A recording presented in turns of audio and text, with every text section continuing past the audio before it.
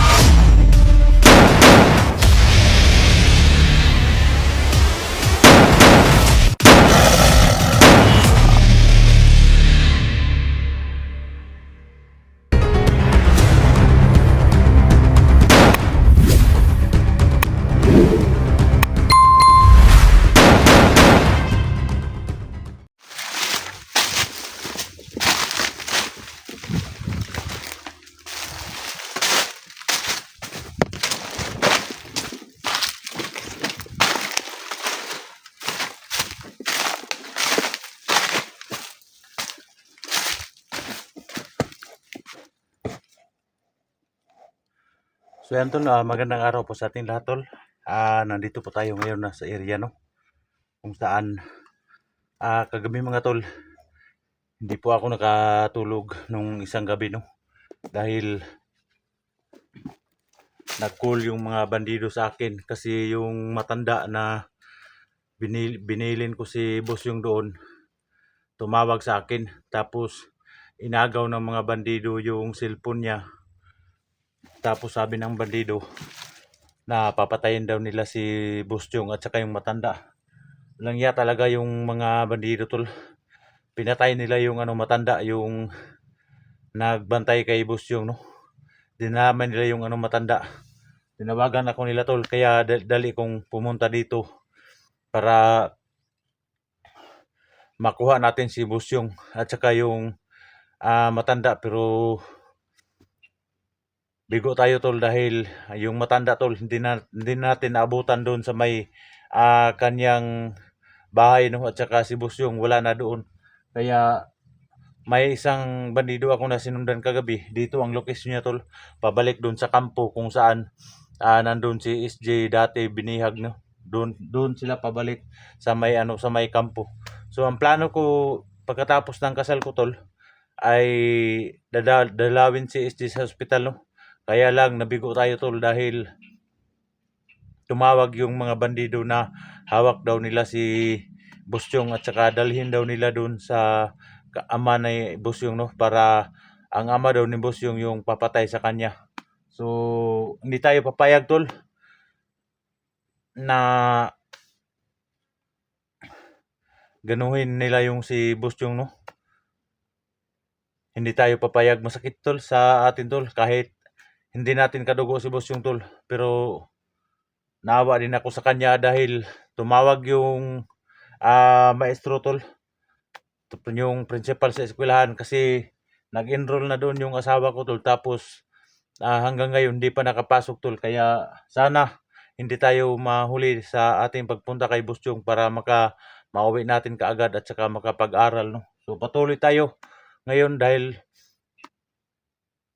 para maabutan pa natin yung bata no, at saka hindi pa tayo mahuli.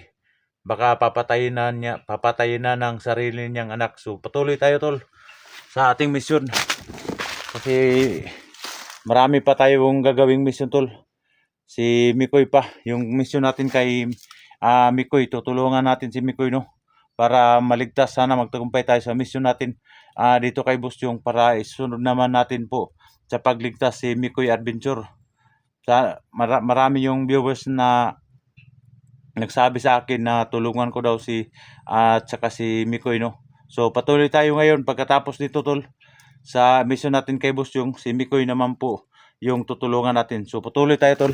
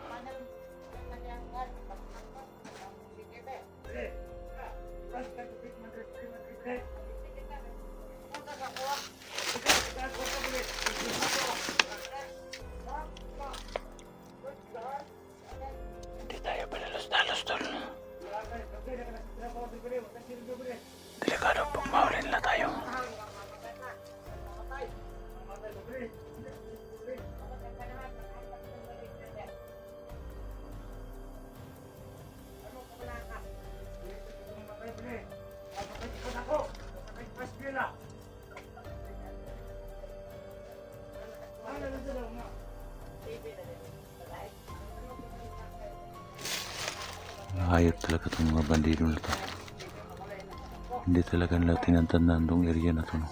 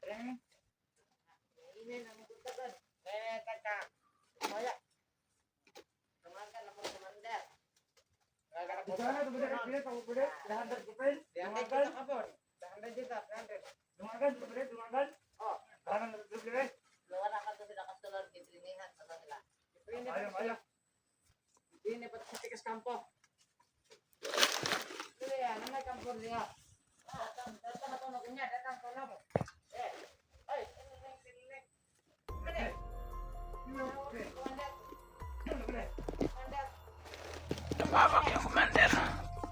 Papa daw ni boss yung.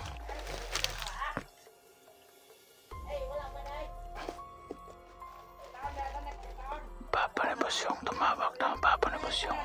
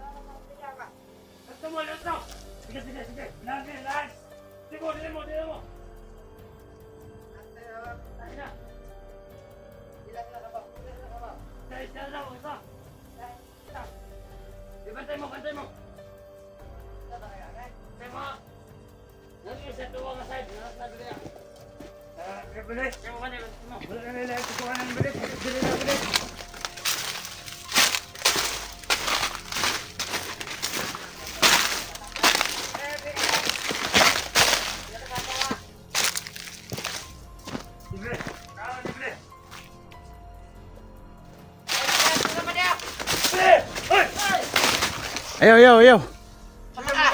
Full baan man tanin nyo eh. Baan man tanin ba doy? Kami na kung baan sa'yo mo ka, video ka. Baan mo tanin ba doy? Delikado ni Belen, hindi na po sa Belen. Kumusta ang kampo rito? Kumusta ang kampo? Paano sa'yo pa sila?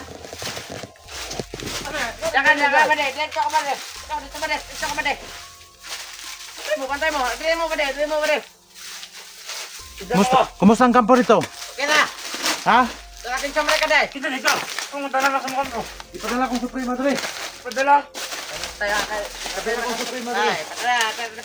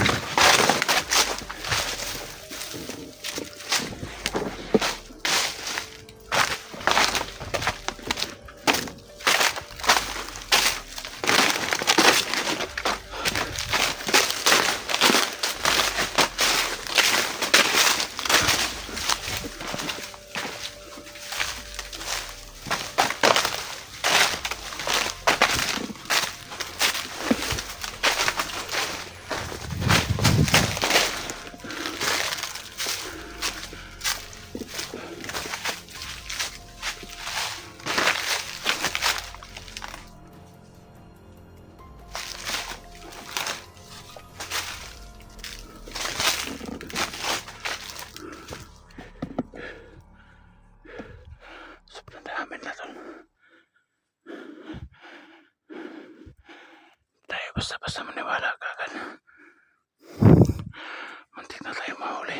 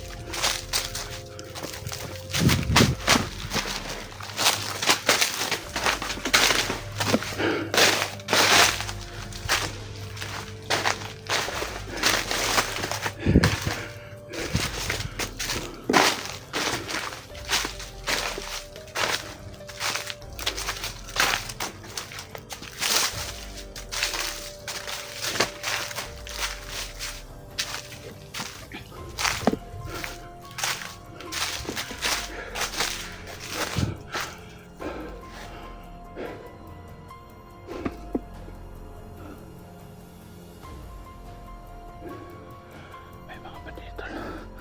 Sobrang dami talaga nila.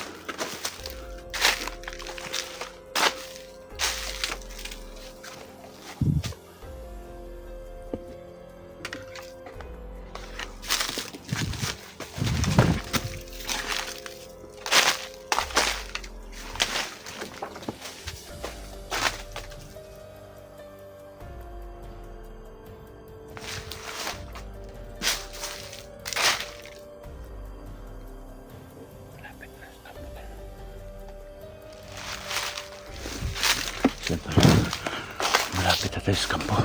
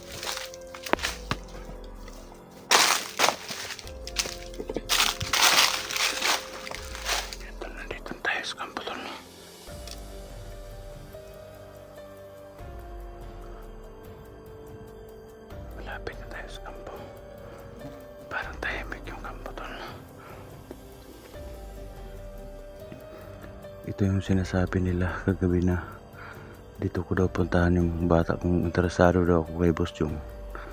Dito ko raw puntahan. No?